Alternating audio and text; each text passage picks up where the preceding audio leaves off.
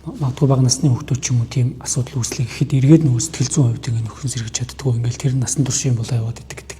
Бид нар ингээ хэрэг гарахаар нь хүлээж агаад ингээд одоо очдог тий. Өвтгөр нь эмнэлэгт хүрэгдэрдэг ийм агуулгатай байвал ер нь бол удаан явж чадахгүй шүү дээ. Сэтгэл зүйчдэр очдог нийгмийн ажилтнтай ярилцдаг болчих юм бол магадгүй нийгмийн асуудлууд ингээ шийдэгдээд явчих ч юм уу. Хэрвээ жишээлбэл манай хороонд тий үнэхээр одоо юу гэдгийг Австрали, Англид магистртаа хамгаалаад ирсэн айгүй өндөр зэрэглэлтэй тий. Одоо юу гэдгийг тим юм чиглэлийн нийгмийн ажилтан байвал би очиод уулзсан шүү дээ тий.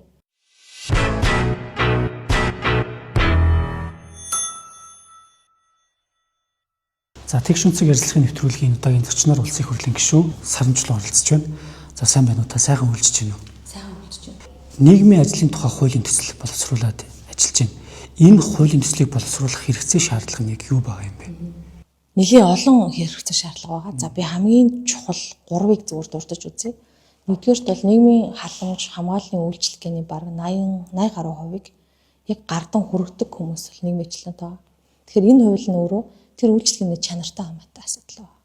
За хоёрт нийгмийн ажилтан гэдэг мэргэжил Монголд одоо үүсгэн бий болоод эхлүүлээд бэлдээд бараг 20 гаруй жил 30 жил болж байна.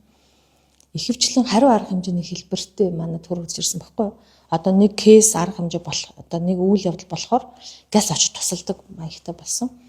Одоо манад бол юу хэрэгтэй гэхээр илүү урьдчилан сэргийлэх бүтэц хэрэгтэй байгаа. Тэгэхээр энэ одоо хариу арга хэмжээний хэлбэртэй хөгжиж ирсэн бүтэцийг бид нар өөрчлөөд урьдчилан сэргийлэх агуулга руу шилжүүлэх одоо цаг үеийн хэрэгцээ тулгамдж байгаа. Энэ хоёр дахь асуудал байна. За 3 дугаарт нийгмийн ажлын мэргэжлэр суралцагчдын тоо буурч байгаа. Одоо өсөхгүй байгаа гэсэн тийм. Бид нар энэгээр эрэлттэй мэргэжлийн жагсаалтанд оруулаад ч үсэхгүй. Яг л бид нар хүнтэй ажилдаг, хүний хамгийн хүнд хэцүү асуудалтай явж ордог энэ мэргэжлэр сурах хүүхдүүд зөвхөн ер нь энийг сонирхож байгаа хүмүүс цаатал карьерийг хардаг тийм. Энэ ямар нийгмийн баталгаатай мэргэжлэн гэдэг нь хардаг учраас цалинг нь хардаг учраас энэ мэргэжлэр сурж байгаа хүмүүсийн тоо цөөрөднө гэсэн. Тэгэхээр эргээд энэ хийж байгаа ажлынхаа орон зайд нь өөр янз бүрийн мэргэжлийн хүмүүс сураад ирэхээр дахиад нийгмийн халамж хамгааллын үйлчлэгийн чанар доош явна гэсэн тийм. Тэгэхээр энэ 3 шалгуураар буюу нийгмийн баталгаанд нь анхаарах зорилгоор энэ хуулийг өргөн барьж гин гэсэн. Одоо бол хэрэгцээ гарах юм бол тусламж үзүүлэх байдлаар нь яралтай тусламж байдлаар явж гин гэсэн үг үү тий. Тэгэхээр цэрэг л бид нар одоо хүнийг тийм нөхцөлд оруулахгүй байхад наан ажилтдаг хүмүүс ч уг нь бол нийгмийн ажиллахгүй. Тэгэхээр тэр тал руу чиглэсэн бодлогыг ярихын тулд тэр тал руу ажиллахын тулд бид нар энэ хууль дээр одоо агуулгын сайжруулаад шинжилээд тогтолцоо руу жоохон чиглэсэн өөрчлөлт хийж байгаа гэсэн. Одоо яг нийгмийн үйлчлэгээ ийм төвшөнд байна. Муу сайн ч гэдэг юм уу тийм судалгаа байдаг юм болов уу? Одоо бол одоо хамгийн чатгаараа байгаа. Одоо одоогийн нөхцөл байдалд тий 1 жил сурсан байна уу, мэргэжлийн бус байна уу, өөр мэргэжилтэй байсан байна хамаагүй. Одоо манай ажиллаж байгаа нийгмийн ажилтнууд өөрийнхөө тэр жижигхэн цалиндаа мөртлөө асар их ажлын ачаалтад тааруулаад хамгийн чатгаараа ажиллаж байгаа. Гол нь тэднийг тэр дайчилж байгаа системийн өөрөө одоо эдийн засгийн хувьд болон нийгмийн бодлогод үр ашигтай байж чадахгүй байгаа гэж яриад байгаа байхгүй. Тэгэхээр үр ашигтай болгоё гэвэл ажил үүргийнх нь хуваарийг бид нар урьдчилан сэргийлэх бүтэц рүү нэлээд төлөвлөж өгөөд тэрийг дэмжих ёстой гэсэн. Энийг энэ хуулийн дээр бид нар мэргэжлийн холбоо мэдээллийн систем хоёроор шийдэх гэж оролдож байна гэсэн. За хууль ингээд батлагдаад хэрэгжиж эхэллээ гэхэд за холбоо бий болно гэж ойлгох юм тий. Өөр ямар бүтэц угсрагдана гэсэн үг. Мэдээллийн систем бий болно гэсэн. Өөрөөр хэлбэл Чингэлээд өөрөөхт одоо би зөвлөх үйлчлэгээ ч юм уу дэмжих бүлгийн үйлчлэгээ аваад тэгээд одоо авсан бол тэрийг одоо өөр дүүргийн нийгмийн ажилтан хараад үйлчлэгээ авсан байна аваагүй байна гэдэг асуудал яригдана. Энэ дундаас нэг юм хаягдал хоцрогдол буюу юм хоосон зай үйлчлэгээний тасалдалт үүсэхгүй байхад айгүй чухал одоо болж байгаа гэсэн. За нийгмийн үйлчлэгээ чинь дагалдаад сэтгэл зүйн үйлчлэгээтэй хамт явдаг байхгүй. Тэгэхээр энэ үйлчлэгийг бид нэр одоогоор Монголд ямар бүтцтэй байгаа гэхээр төрийн бас байгууллагуудаар гэрэлээд тэгээд ингээд төрийн бас байгууллага үйлчлэгээ үзүүлсэн гэдэг ийм материал бүрдүүлээд тэгээд улсаас мөнгө авдаг. Гэхдээ улс өөрөө яг жинхнээсээ энэ хүний сэтгэл зүй өөрчлөгдсөн үү? Өөрөө амьдралаа одоо өөрчлөх чадaltaй болсон уу? Одоо юу гэдэг хандлага нь өөрчлөсөн үү гэдгийг үнэлдэг тогтолцоо маш сул байгаа байхгүй. Тэгэхээр тэр мэдээллийн сан өөрөө энийг харахад туслана гэсэн үг байхгүй. Нэгсэндээ тусламж хэрэгтэй хүмүүсийн мэдээллийн сан бий болж байна гэсэн үг үү?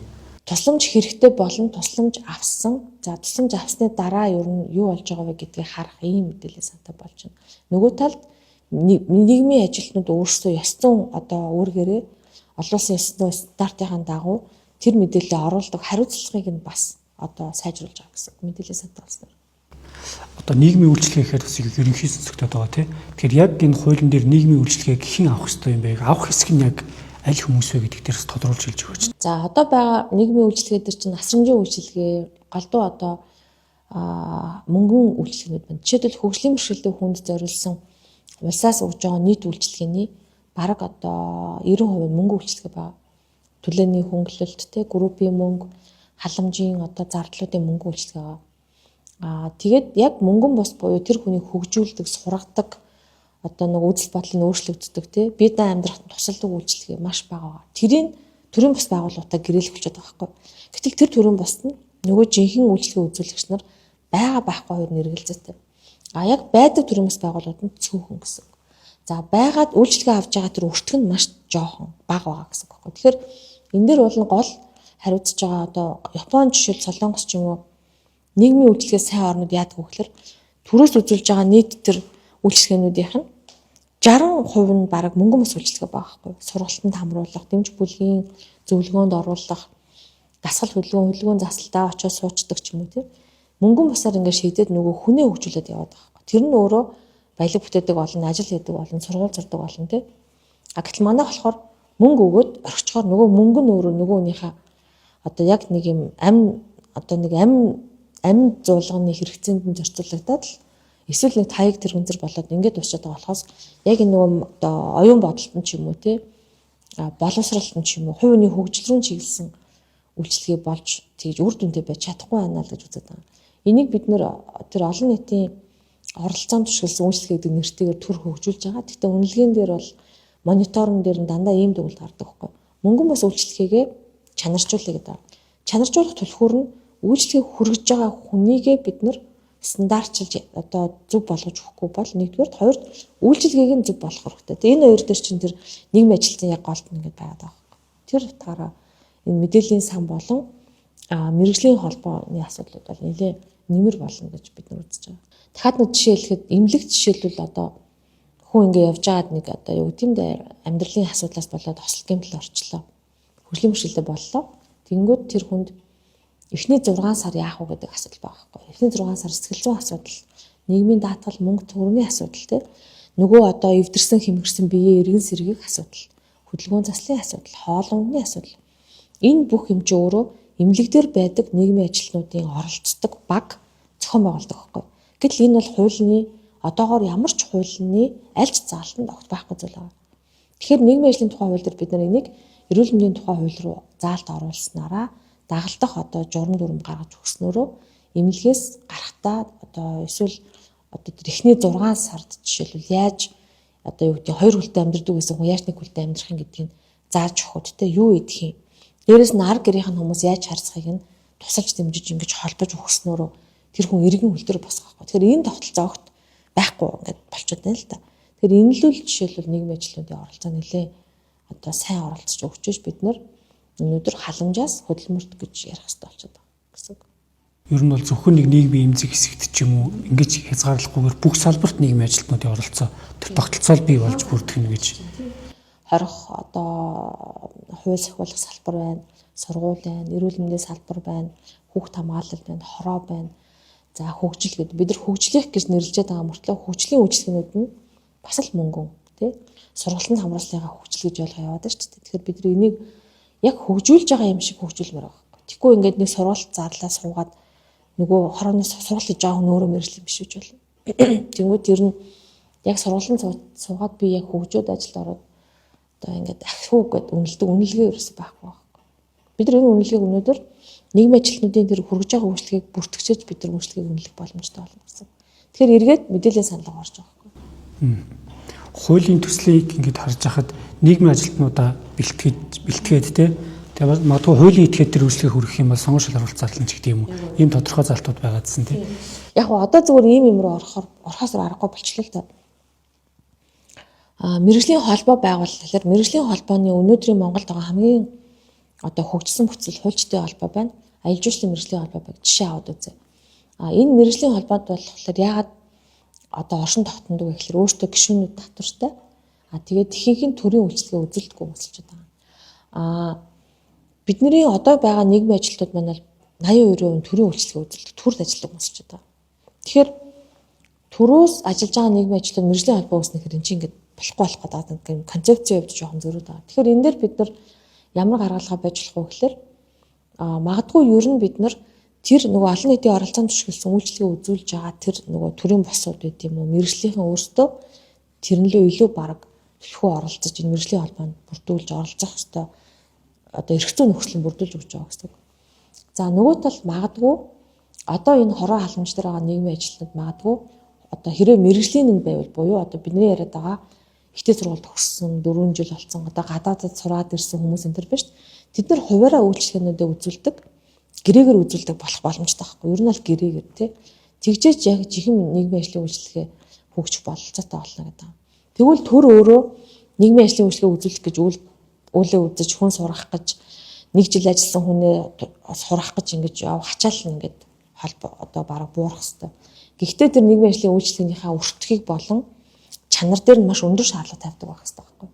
Тэгэхээр энэ хууль бол ер нь тиймэрхүү чиглэл рүү явах эхлэл болох болов уу гэж бас бид нар болон судлаачдаас тэгж харж байгаа гэсэн.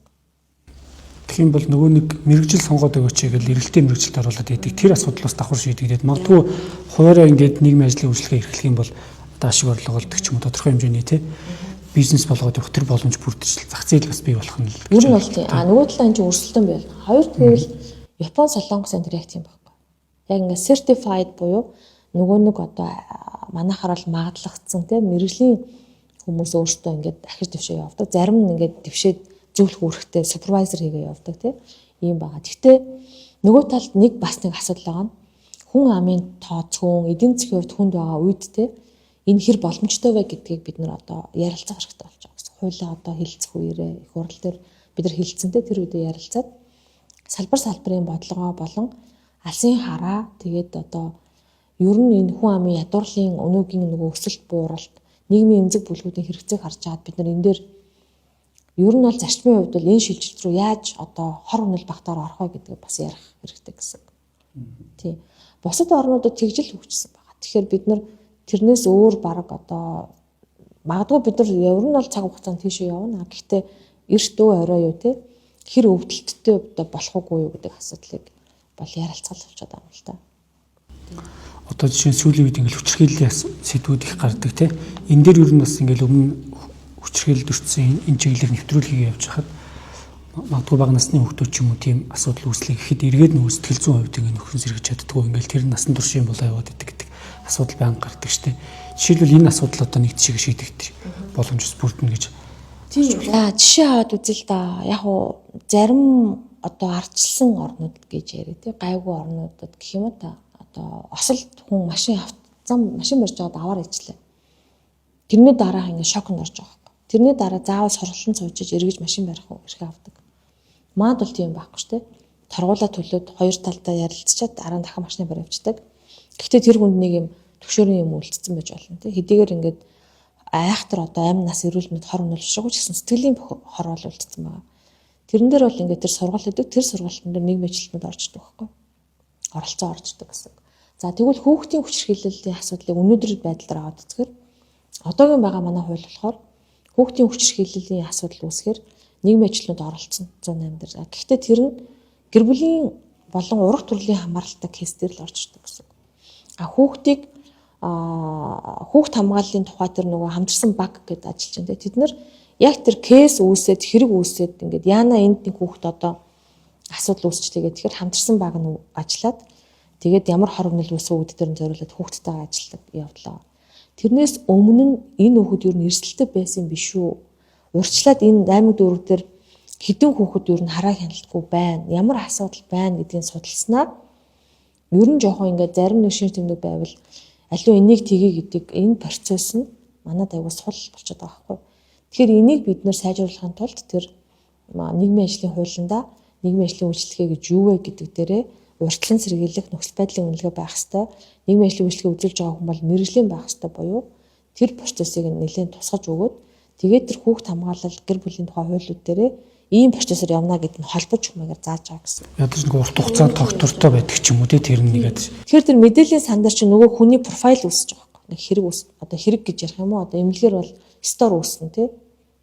Үйлчлүүлэгчийн мэдээлэл үүснэ гэсэн. Тэгэхээр эндээс эхлээд бид нэр юмаас эргэж харахгүй бол бид нар ингээ хэрэг гарахаар нь хүлээж агаад ингээд одоо очдог тий.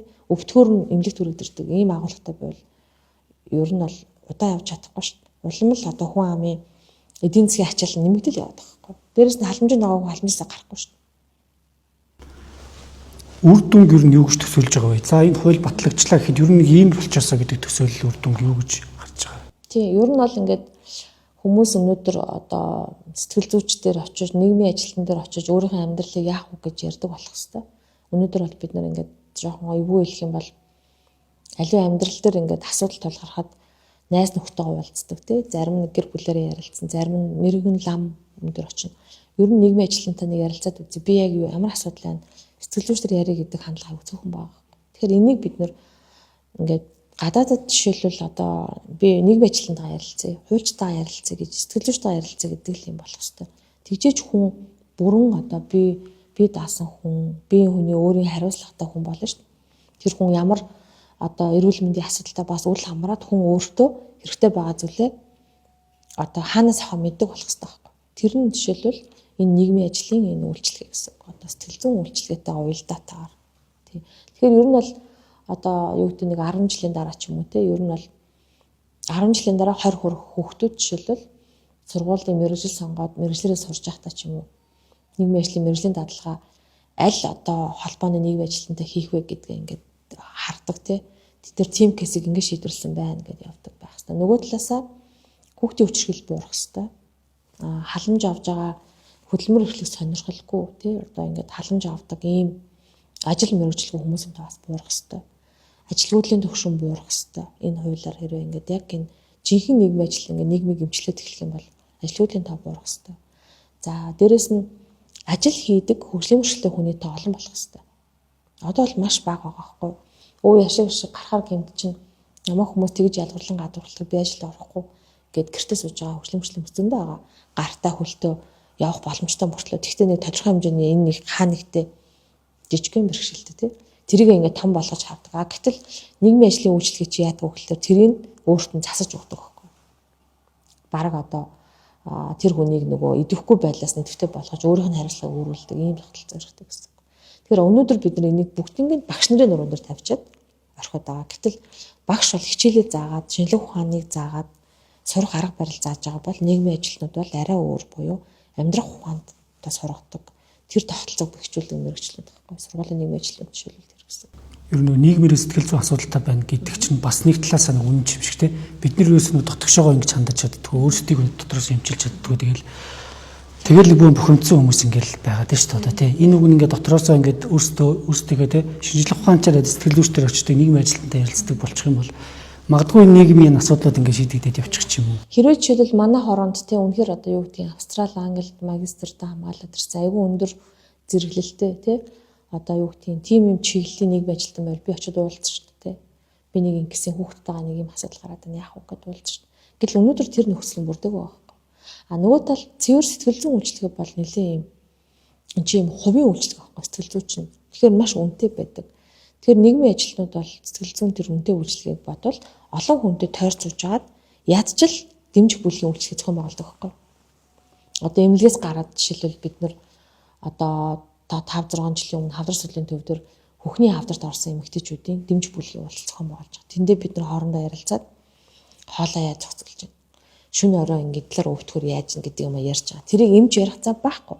Сувлагч ярих цаа байхгүй.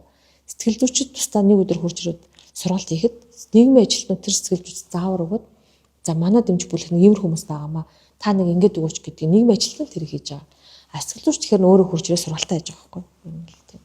Тэгэхээр бид нар ер нь цаашдаа ийм юм руу явахгүй бол одоо ерөнхийдөө жоохон эхлээд байгаа байхгүй. Бид нарт сэтгэлийн тэнхээ айгу багтай тий нэг амьдралд нэг хүнд хэцүү үйл явдал болохоор дараагийн асуудал руу яаж орох вэ гэдэг шилжилтээ яаж хийх вэ гэдгийг мэдэхгүй байгаад байна. Тэгэхээр тийм тусалтай хүмүүс чинь нийгмийн ажилтнууд.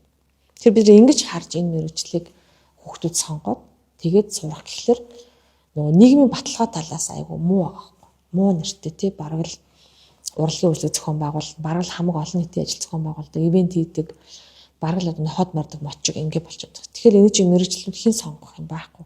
Гэтэл нийгэмд хэрэгтэй байна уу? Хэрэгтэй. Тэгэхээр тэр хүмүүсээ бид нар нийгмийн баталгаа талаас нь шийдэж ингэж өгөх хэрэгтэй болчиход байгаа.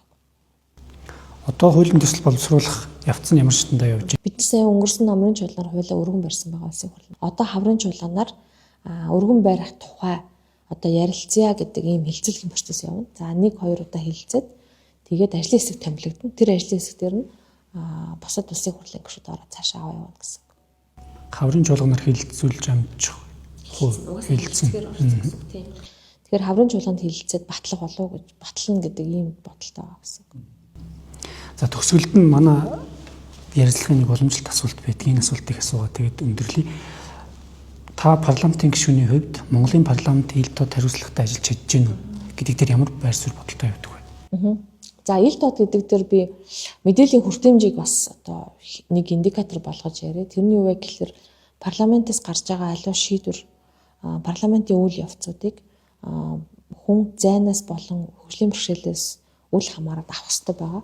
Тэгэхээр парламент цэг хэмээн гэдэг нэг л сайт ажиллаж байгаа. Тэр сайт дээр мэдээлүүд нь ингээд одоо бичгээр дүрсээр зургаар бол орж байгаа. Мөн одоо voice болон дуу хөрвүүлэгтээ орж байна.